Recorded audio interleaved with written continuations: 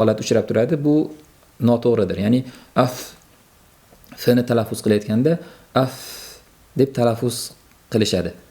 Mana bu lab deb oladigan bo'lsak, labimiz yuza qismi bo'lsa, mana bu tishimizga, ya'ni pastki tishimizga yopishib turgan joyi. Ana shu yerga teqizish xatodir. Ya'ni batn deb, ya'ni qorni deb mana shu yerini hisobga olib, af deyish holatlari uchraydi. Shuning uchun ham fu deganda fni zammali talaffuz qiladigan bo'lsa, fu deb talaffuz qilishadi. Fu. Yo'q, aslida batn deb ichki qism. Labimizni mana shunday yumib turganimizda bizga ko'rinib turgan tarafi zohir, ya'ni tashqi tarafi hisoblanadi. Ko'rinmay turgan tarafi ichki taraf hisoblanadi.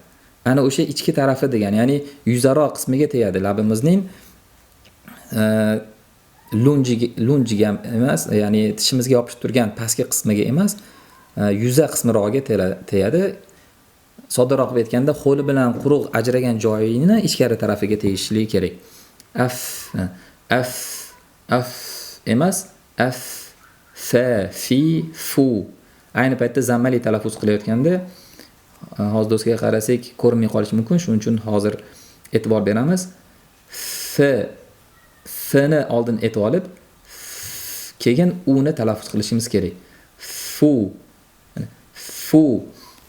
Kuzatiladigan xato oldin zammani labimizni zammaga chiqarib olib, keyin fni aytishlik, bu xato hisoblanadi.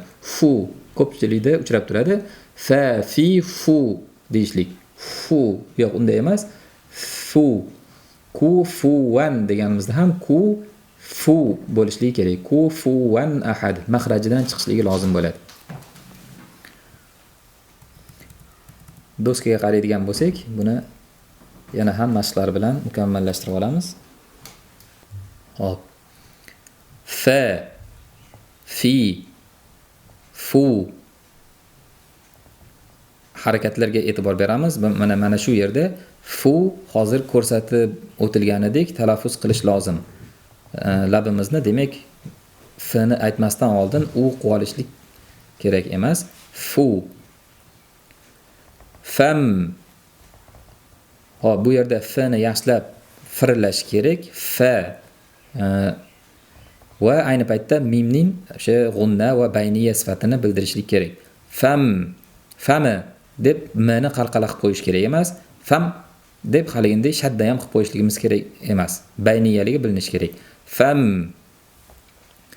Fan. Bu ham xuddi shunday. Nni qalqala qilib qo'yish ehtimoli bor. Fani deb yoki bo'lmasam fan bo'lib bayniya sifati va g'unna sifati yo'q bo'lib qolishi mumkin. U ham kamchilik hisoblanadi. Demak, to'g'ri o'qishlik uchun fan bir muddat fan dimog'imizdan havo kelguncha kutish kerak. Kaf. Mana bu ham kaf. Mana shunday talaffuz qilinadi. Kaf deb to'xtab qolish kerak emas. Kaf. Kaf. Falak. Falak. Kni shaddasiga ham shamol chiqishiga e'tibor beramiz. Ayni paytda harakatlarga ham falak. Kafan. Kafan. Hop, bu yerda ham nunga e'tibor beramiz va harakatlarga ham e'tibor beramiz. Kafan bu qolishlik kerak emas. Kafan. Nafar. Nafar. Demak, rni oldi fatha bo'lganligi uchun yo'g'on talaffuz qilamiz va ayni paytda bayniyaligi bir muddat bilinishli kerak. Nafaq deb to'xtab qolmaymiz yoki nafaq deb tanglagan tegmay qolishligi kerak emas. Va ayni paytda yo'g'on qilaman deb f dan boshlashligimiz xatodir. Nafar desak bo'lmaydi. Nafa ingichka, r yo'g'on. Nafar. Fawru. Fawru demak, bu yerda kuzatilishi mumkin bo'lgan xato vovni o'zbekcha o'zimizning tildagidek talaffuz qilishlik, favru deb o'qishlik kuzatilib turadi. Favru yo'q, fav. Fni aytib olganimizdan keyin, fathasidan keyin labimiz vovni maxrajiga chiqishligi lozim. Fav. Va ayni paytda ru yo'g'on talaffuz qilinadi zammali bo'lganligi uchun. Favru desak bo'lmaydi. Favru. Va ayni paytda vov sirg'aluvchi, shuni ham e'tiborga olish kerak. Favru deb o'tib ketib qolinmaydi. Fav bir muddat, favru. Buni endi sifatlar bobida ko'rib o'tganmiz. Fawzu. Bu yerda ham demak mana shu favrudagi bo'ladi. Fav qismi zuda zazi zuda o'tganmiz buni. Zini oldin aytib olib, keyin zammasiga labimiz chiqishi kerak. Fawzu bo'lib bizga yo'g'on bo'lib qolishligi kerak emas. Fawzu. Fahmu. Fahmu. O'tgan darsimizda ha haqida demak suhbatlashdik. Hni demak mahrajidan chiqarishligimiz kerak bo'ladi hamda bunda ham sirg'aluvchi sifat bor. Bir muddat sirg'alib turishligi kerak. Qalqala qilib qo'yishdan ehtiyot bo'lish kerak. Fahamu deb yorish ehtimoli bor. Fahamu yo'q. Fahmu. Ayni paytda demak noto'g'ri talaffuz qilishlarini o'tgan darsda aytgan edik. Fahmu bo'lib x yoki fahmu ham bo'lishligi kerak emas. Fahmu yo'q. Fahmu. Fikru. Demak, kana shaddasini yaxshilab bildiramiz. Rni yo'g'on talaffuz qilamiz. Fikru. Zifru. Demak, fni hozir aytdik, sirg'aluvchi sifat bor. Zifru emas, zifru. Kiflu. Bu ham xuddi shunday. Kiflu. Kiflu emas, kifalu bo'lib qalqala ham emas, balki kiflu. Bu yerda l ga ham e'tibor beramiz. Lo bo'lib yo'g'on bo'lib qolmasin. Kiflu yo'q, kiflu. Ful. Boshida aytganimizdek, demak fni oldin talaffuz qilib, keyin zammaga chiqadi lab. Ful. Mana shunday. Lni bayniya sifatini ham bildirib o'tamiz bir muddat. Ful. Ikkalasi ham bir xil talaffuz qilinishligi kerak. Bu yerda kuzatilish mumkin bo'lgan xato lni qalqala qilib qo'yishlik. Fuli yoki shadda qilib qo'yishlik. Ful.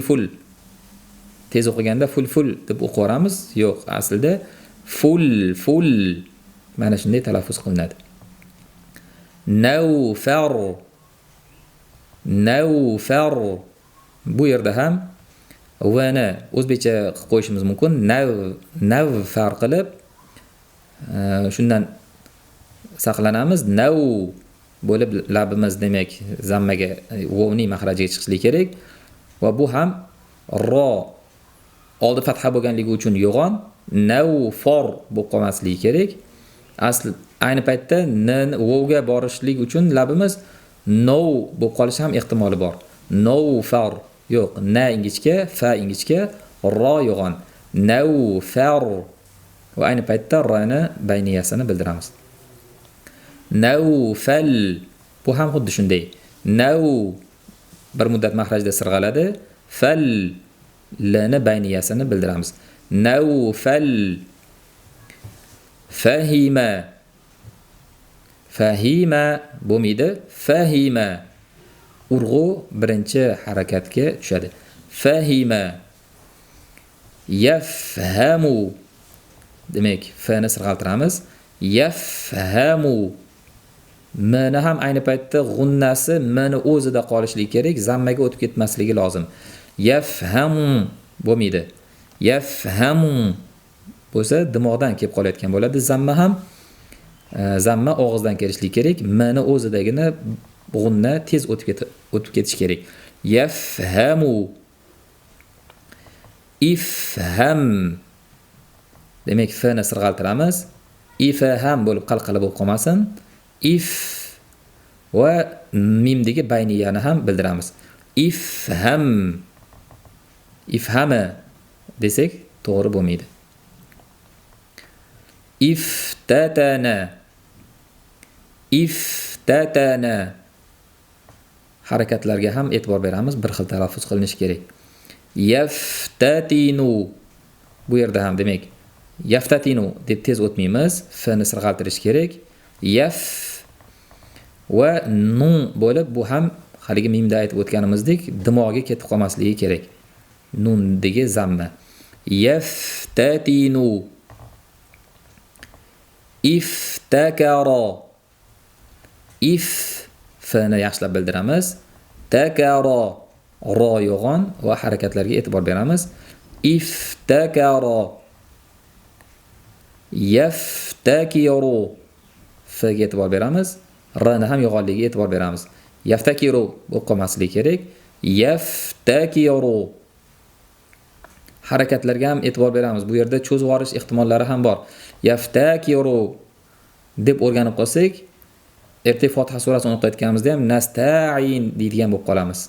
Nasta'in to'g'ri chiqishligi uchun yaftakiru harakatlarni bir xil ushlashlik lozim bo'ladi. Bir sidra o'qib beramiz. Fa, fi, fu, fam, fan, kaf, falak, kafan, nafar,